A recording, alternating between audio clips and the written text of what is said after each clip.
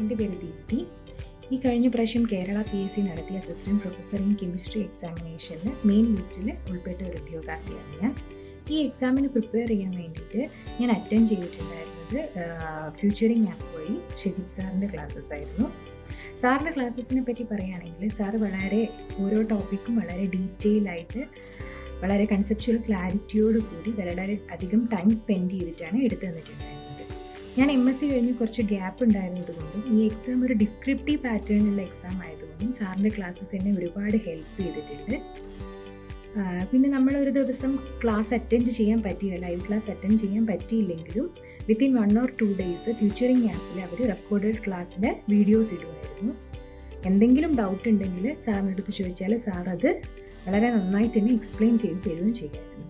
ഇതൊക്കെ ഒരുപാട് നമ്മളെ ഹെൽപ്പ് ചെയ്തിട്ടുണ്ട്. എന്നെ സംബന്ധിച്ചിടത്തോളം ഈ മെയിൻ ലിസ്റ്റിൽ വരിക എന്ന് പറയുന്നത് തന്നെ വലിയൊരു കാര്യമാണ്.